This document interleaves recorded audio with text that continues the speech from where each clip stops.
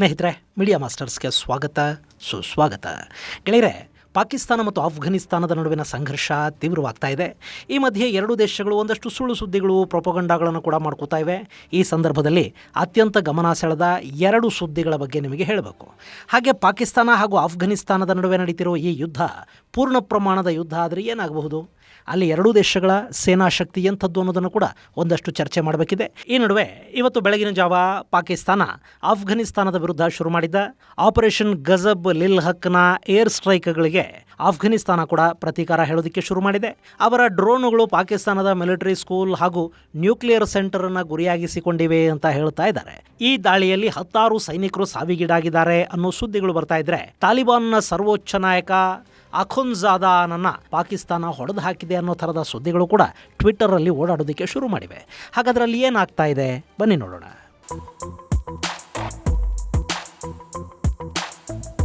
ಗೆಳೆಯರೆ, ಪಾಕಿಸ್ತಾನ ಹಾಗೂ ಆಫ್ಘನಿಸ್ತಾನದ ನಡುವೆ ನಡೀತಿರೋ ಸಂಘರ್ಷವನ್ನು ಸಾಕಷ್ಟು ಜನ ಸಾಕಷ್ಟು ರೀತಿಯಲ್ಲಿ ನೋಡ್ತಾ ಇದ್ದಾರೆ. ಕೆಲವರು ಇದರ ಹಿಂದೆ ಅಮೆರಿಕ ಇದೆ ಅಂತ ಹೇಳ್ತಾ ಇದ್ದಾರೆ, ಮತ್ತೆ ಕೆಲವರು ಪಾಕಿಸ್ತಾನದ ದುರಹಂಕಾರವೇ ಇದಕ್ಕೆಲ್ಲ ಕಾರಣ ಅಂತ ಹೇಳ್ತಾ ಇದ್ದಾರೆ.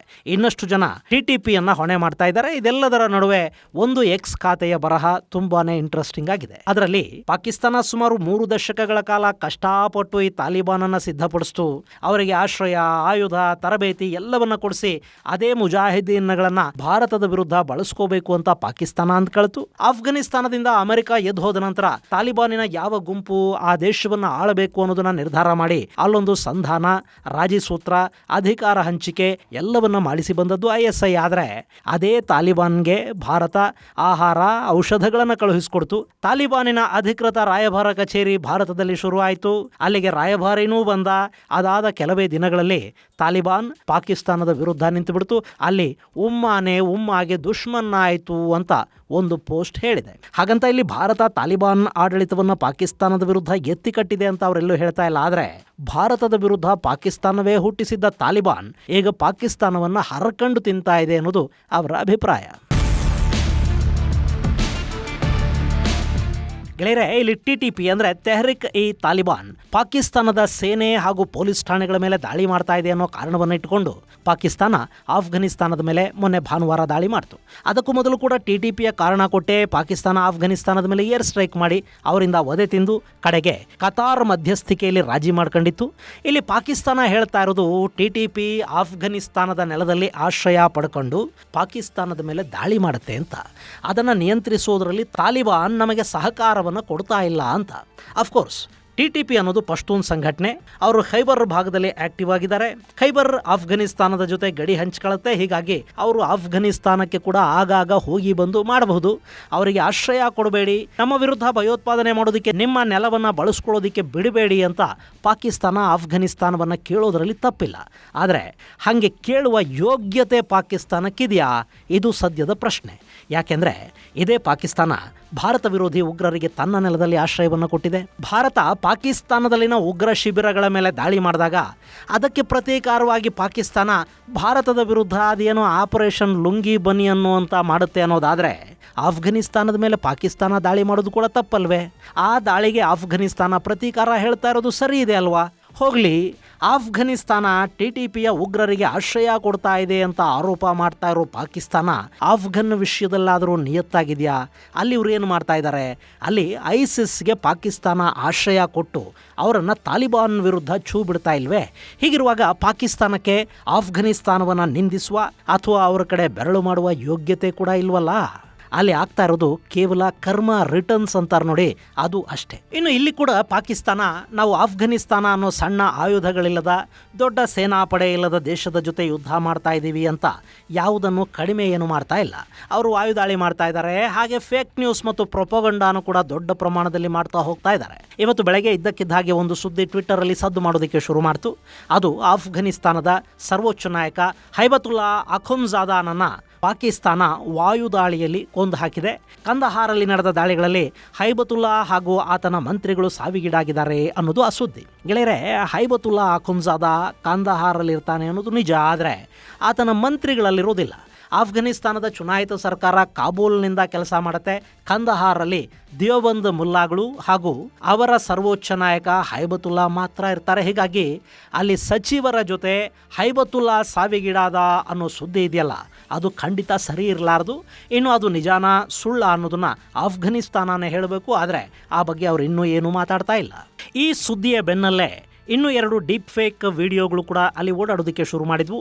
ಅದು ಇಸ್ಲಾಮಿಕ್ ಉಮ್ಮಾ ಹಾಗೂ ಆಫ್ಘನಿಸ್ತಾನಕ್ಕೆ ಪಾಕಿಸ್ತಾನದಲ್ಲಿರೋ ಬೆಂಬಲ ಏನಿದೆ ಅದನ್ನು ಹಾಳು ಮಾಡೋ ಥರದ ವಿಡಿಯೋ. ಅದರಲ್ಲಿ ಭಾರತದ ಪ್ರಧಾನಿ ಮೋದಿ ಇಸ್ರೇಲ್ನಲ್ಲಿ ನೆತನ್ಯಾಹು ಜೊತೆ ನಿಂತು ನಾವು ಆಫ್ಘನಿಸ್ತಾನಕ್ಕೆ ಸಹಾಯ ಮಾಡ್ತೀವಿ ಅಂತ ಹೇಳ್ತಾ ಇರೋ ವಿಡಿಯೋದು. ಅದರ ಮೂಲಕ ಆಫ್ಘನಿಸ್ತಾನ ಭಾರತದ ಮಾತು ಕೇಳ್ಕೊಂಡು ದಾಳಿ ಮಾಡ್ತಾ ಇದೆ ಮತ್ತು ಈ ದಾಳಿಗಳ ಹಿಂದೆ ಭಾರತವೇ ಇದೆ ಅಂತ ಸುಳ್ಳು ಹಬ್ಬಿಸೋದು ಹಾಗೂ ಆ ಮೂಲಕ ಪಾಕಿಸ್ತಾನದ ಜನರ ಸಿಂಪತಿಯನ್ನು ಗಳಿಸೋದು ಇದರ ಉದ್ದೇಶ. ಇನ್ನು ಎರಡನೆಯದು, ನೆತನ್ಯಾಹು ಹೈಬತುಲ್ಲಾ ನಮ್ಮ ಇಸ್ರೇಲಿನ ಗೆಳೆಯ, ಆಫ್ಘನಿಸ್ತಾನಕ್ಕೆ ಬೇಕಾದ ಎಲ್ಲ ನೆರವನ್ನು ನಾವು ಕೊಡ್ತೀವಿ ಅಂತ ಹೇಳ್ತಾ ಇರೋ ವಿಡಿಯೋ. ಇಸ್ರೇಲ್ ಯಾವತ್ತೂ ಹಾಗೆ ಹೇಳಿಲ್ಲ. ಅದರಲ್ಲೂ ಆಫ್ಘನ್ ತಾಲಿಬಾನ್ ಬಗ್ಗೆ ಸದ್ಯಕ್ಕೆ ಅವರು ಹಾಗೆ ಹೇಳೋದಕ್ಕೆ ಸಾಧ್ಯನೂ ಇಲ್ಲ. ಇಲ್ಲಿ ಕೂಡ ಜಿಯೋನಿಸ್ಟ್ ಸರ್ಕಾರ ಆಫ್ಘನಿಸ್ತಾನಕ್ಕೆ ಬೆಂಬಲವಾಗಿ ನಿಂತಿದೆ ಅನ್ನೋ ಥರದ ಸುಳ್ಳು ಸುದ್ದಿಯನ್ನು ಹಬ್ಬಿಸಿ ಇಸ್ಲಾಮಲ್ಲಿ ಆಫ್ಘನ್ ತಾಲಿಬಾನ್ ಬಗ್ಗೆ ಅಪನಂಬಿಕೆ ಹಾಗೂ ಬೇಸರವನ್ನು ಉಂಟು ಮಾಡೋ ಪ್ರಯತ್ನ ಮತ್ತು ತನ್ನನ್ನು ತಾನು ಆಂಟಿ ಇಸ್ರೇಲ್ ಅಂತ ಬಿಂಬಿಸಿಕೊಳ್ಳುವ ಪಾಕಿಸ್ತಾನದ ಪ್ರಯತ್ನ ಇದು. ಇದನ್ನು ಅಲ್ಲಿನ ಫೇಕ್ ನ್ಯೂಸ್ ಇಂಡಸ್ಟ್ರಿ ದೊಡ್ಡ ಪ್ರಮಾಣದಲ್ಲಿ ಮಾಡ್ತಾ ಇದೆ. ಇನ್ನು ಈ ನಡುವೆ ಶುಕ್ರವಾರ ಬೆಳಗಿನ ಜಾವ ಆಫ್ಘನಿಸ್ತಾನದಲ್ಲಿ ಪಾಕಿಸ್ತಾನ ಗಜಬ್-ಉಲ್ ಹಕ್ ಅನ್ನೋ ಆಪರೇಷನ್ ಅನ್ನು ಮಾಡ್ತಲ್ಲ, ಅದರಲ್ಲಿ ನಾನ್ಗರ್ಹಾರ್, ಕಾಬೂಲ್, ಕಂದಹಾರ್ಗಳ ಮೇಲೆ ಪಾಕಿಸ್ತಾನ ವಾಯುದಾಳಿ ಮಾಡ್ತು. ಅಲ್ಲಿ ಸೇನಾ ನೆಲೆಗಳು, ಆಯುಧಾಗಾರಗಳ ಮೇಲೆ ಬಾಂಬಿಂಗ್ ಮಾಡಿರೋದಾಗಿ ಹೇಳ್ತು. ಗೆಳೆಯರೆ, ಇಲ್ಲಿ ಕೂಡ ಗಡಿಯಲ್ಲಿನ ಪಾಕಿಸ್ತಾನದ ಸಾಕಷ್ಟು ಸೇನಾ ಪೋಸ್ಟುಗಳನ್ನು ಆಫ್ಘನಿಸ್ತಾನದ ತಾಲಿಬಾನ್ ತನ್ನ ವಶಕ್ಕೆ ತಗೊಂಡಿದೆ. ಆ ಪೋಸ್ಟುಗಳ ಮೇಲೆ ವಾಯುದಾಳಿ ಮಾಡಿ ಅವುಗಳನ್ನು ಬಿಡಿಸ್ಕೊಳ್ಳೋದಕ್ಕೆ ಪಾಕಿಸ್ತಾನ ಹೋಗಿಲ್ಲ. ಆದರೆ ಆಫ್ಘನಿಸ್ತಾನದ ನಗರಗಳ ಮೇಲೆ ದಾಳಿ ಮಾಡಿದೆ. ಈ ಮೂಲಕ ಆಫ್ಘನಿಸ್ತಾನದ ಒಳಗಿನ ಜನಕ್ಕೆ ತಾಲಿಬಾನ್ ಮೇಲೆ ಒಂದು ಅಸಮಾಧಾನ, ಅಸಹನೆ ಶುರುವಾಗಬೇಕು. ತಾಲಿಬಾನ್ ಆಡಳಿತ ನಮಗೆ ರಕ್ಷಣೆ ಕೊಡೋದರಲ್ಲಿ ವಿಫಲವಾಗ್ತಾ ಇದೆ ಅನ್ನೋ ಅಭಿಪ್ರಾಯ ಆಫ್ಘನಿಸ್ತಾನದ ಜನರಲ್ಲಿ ಮೂಡಬೇಕು. ಇದು ಪಾಕಿಸ್ತಾನದ ಐಡಿಯಾ. ಆದರೆ ಈ ದಾಳಿಗಳಿಗೆ ಪ್ರತಿಯಾಗಿ ತಾಲಿಬಾನ್ ಕೂಡ ರಂಜಾನ್ ಉಪವಾಸದ ನಡುವೆಯೂ ಪಾಕಿಸ್ತಾನದ ಮೇಲೆ ಡ್ರೋನ್ ದಾಳಿ ಮಾಡಿದೆ. ಫೈಜಾಬಾದ್, ನೌಶರಾ, ಅಬೋಟಾಬಾದ್ಗಳಲ್ಲಿ ಸೇನಾ ನೆಲೆಗಳು, ಸೇನಾ ಶಾಲೆಗಳು, ಮಿಲಿಟರಿ ಎಸ್ಟಾಬ್ಲಿಷ್ಮೆಂಟ್ಗಳನ್ನು ಗುರಿಯಾಗಿಸ್ಕೊಂಡು ಈ ದಾಳಿಯನ್ನು ಮಾಡಿದೆ. ಅಬೋಟಾಬಾದಲ್ಲಿ ಪಾಕಿಸ್ತಾನದ ಮಿಲಿಟರಿ ಅಕಾಡೆಮಿ ಮೇಲೆ ಹಾಗೆ ಇಸ್ಲಾಮಾಬಾದ್ ಸಮೀಪ ನ್ಯೂಕ್ಲಿಯರ್ ಎನರ್ಜಿ ಸೆಂಟರ್ ಒಂದರ ಮೇಲೆ ಕೂಡ ಆಫ್ಘನ್ ಡ್ರೋನ್ ದಾಳಿಗಳನ್ನು ಮಾಡಿದೆ ಅಂತ ಹೇಳ್ತಾ ಇದ್ದಾರೆ. ಇಲ್ಲಿ ಕೂಡ ಇಸ್ಲಾಮಾಬಾದ್ ಮೇಲೆ, ಅಲ್ಲಿನ ಪರಮಾಣು ಶಕ್ತಿ ಕೇಂದ್ರದ ಮೇಲೆ ದಾಳಿ ಆಗಿದೆ ಅನ್ನೋದನ್ನ ನಂಬೋದಕ್ಕೆ ಸಾಧ್ಯ ಆಗ್ತಾ ಇಲ್ಲ. ಅದು ಸುಳ್ಳು ಇರಬಹುದು. ಯಾಕೆಂದರೆ ಆಫ್ಘನಿಸ್ತಾನದ ಡ್ರೋನುಗಳು ತೀರಾ ಇಸ್ಲಾಮಾಬಾದ್ನಂಥ ಅತ್ಯಂತ ಆಯಕಟ್ಟಿನ ಜಾಗದವರೆಗೆ ಬಂದಿರಲಾರವು. ಅವುಗಳನ್ನು ಹೊಡೆದು ಹಾಕೋದಕ್ಕೆ ಬೇಕಾದ ಒಂದಷ್ಟು ವ್ಯವಸ್ಥೆ ಪಾಕಿಸ್ತಾನದ ಬಳಿನೂ ಇದೆ.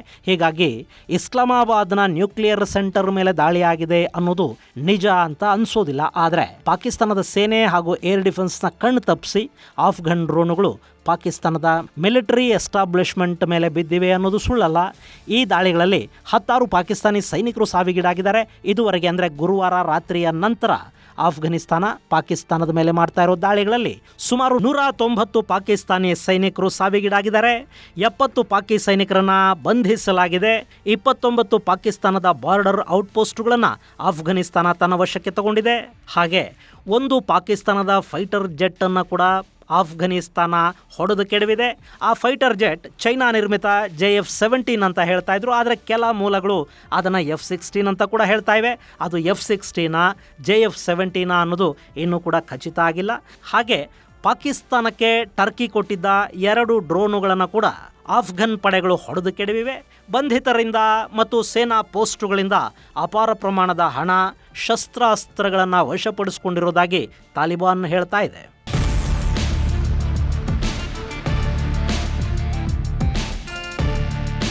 ಇನ್ನು ಗೆಳೆಯರೆ, ಇಲ್ಲಿ ಪಾಕಿಸ್ತಾನ ಏನೋ ಪೂರ್ಣ ಪ್ರಮಾಣದ ಯುದ್ಧವನ್ನು ಆಫ್ಘನಿಸ್ತಾನದ ವಿರುದ್ಧ ಘೋಷಣೆ ಮಾಡಿದೆ. ಆದರೆ ಇಲ್ಲಿ ಫುಲ್ ಸ್ಕೇಲ್ ವಾರ್ ಆದರೆ ಆಫ್ಘನಿಸ್ತಾನಕ್ಕೆ ಪಾಕಿಸ್ತಾನವನ್ನು ಮಣಿಸೋದಕ್ಕೆ ಸಾಧ್ಯ ಆಗತ್ತಾ? ಇಲ್ಲಿ ಆಫ್ಘನಿಸ್ತಾನ ಹಾಗೂ ಪಾಕಿಸ್ತಾನದ ನಡುವೆ ಸುಮಾರು 2611 ಕಿಲೋಮೀಟರ್ಗಳಷ್ಟು ಉದ್ದದ ಗಡಿ ಇದೆ. ಅದು ಖೈಬರ್ ಹಾಗೂ ಬಲೂಚಿಸ್ತಾನ ಎರಡರಲ್ಲೂ ವ್ಯಾಪಿಸಿಕೊಳ್ಳುತ್ತೆ.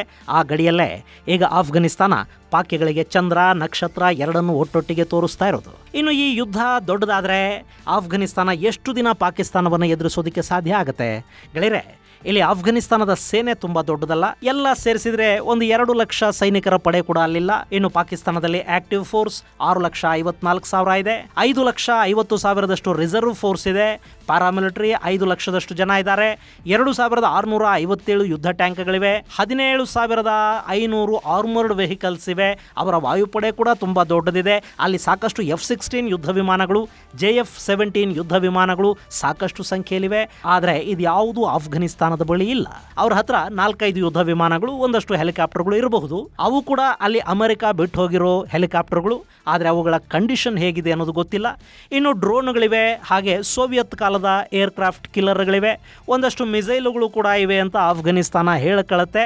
ಇಷ್ಟು ಆಯುಧಗಳು ಪೂರ್ಣ ಪ್ರಮಾಣದ ಯುದ್ಧಕ್ಕೆ ಸಾಕಾಗುವುದಿಲ್ಲ. ಆದರೆ ಅವ್ರ ಹತ್ರ ಸಾವಿಗೆ ಹೆದರದ ಅಫ್ಘನ್ ಸೈನಿಕರಿದ್ದಾರೆ. ಯಾವಾಗ ಬೇಕಾದರೂ ಆತ್ಮಾಹುತಿ ದಾಳಿಗೆ ಸಿದ್ಧರಾಗಬಲ್ಲ, ಸಾಯೋದಿಕ್ಕೆ ಅಂತಲೇ ಹುಟ್ಟಿರೋ ಜನ ಆಫ್ಘನಿಸ್ತಾನದ ಸೇನೆಯಲ್ಲಿದ್ದಾರೆ. ಆ ಸೇನೆಯನ್ನ ಆಫ್ಘನ್ ಪಾಕಿಸ್ತಾನದ ವಿರುದ್ಧ ಪ್ರಯೋಗ ಮಾಡುತ್ತೆ. ಇನ್ನು ಲ್ಯಾಂಡ್ ಸ್ಟ್ರೈಕ್ ಅಲ್ಲಿ ಆಫ್ಘನರು ಪಾಕಿಸ್ತಾನಕ್ಕಿಂತ ಸಾಕಷ್ಟು ಮುಂದಿದ್ದಾರೆ. ಇದರ ಜೊತೆ ಪಾಕಿಸ್ತಾನದ ಒಳಗೆ TTP ಪಡೆಗಳಿವೆ. ಖೈಬರ್ ಅಲ್ಲಿ ಮಾತ್ರ ಅಲ್ಲ, ಪಂಜಾಬ್ ಪ್ರಾವಿನ್ಸ್ ವರೆಗೆ ಕೂಡ ಅವರು ಹರಡಿಕೊಂಡಿದ್ದಾರೆ. ಅದೇನಾದರೂ ಈಗ ಮತ್ತೆ ಪಾಕಿಸ್ತಾನದ ಆಡಳಿತದ ವಿರುದ್ಧ ಬಿದ್ರೆ ಪಾಕ್ ಕಂಗಾಲಾಗಿ ಹೋಗುತ್ತೆ. ಹಾಗೆ ಆಫ್ಘನಿಸ್ತಾನದಲ್ಲಿರೋದು ವೇತನಕ್ಕೆ ದುಡಿಯುವ ಸೈನಿಕರಲ್ಲ, ಅವರು ತಾಯ್ನೆಲಕ್ಕಾಗಿ ಹಾಗೂ ಇಸ್ಲಾಮಿಗಾಗಿ ಹೋರಾಟ ಮಾಡೋ ತಾಲಿಬಾನುಗಳು. ಇನ್ನು ಪಾಕಿಸ್ತಾನದಲ್ಲಿರೋದು ಸಂಬಳಕ್ಕೆ ದುಡಿಯೋ ಸಾಮಾನ್ಯ ಪ್ಯಾದೆಗಳು.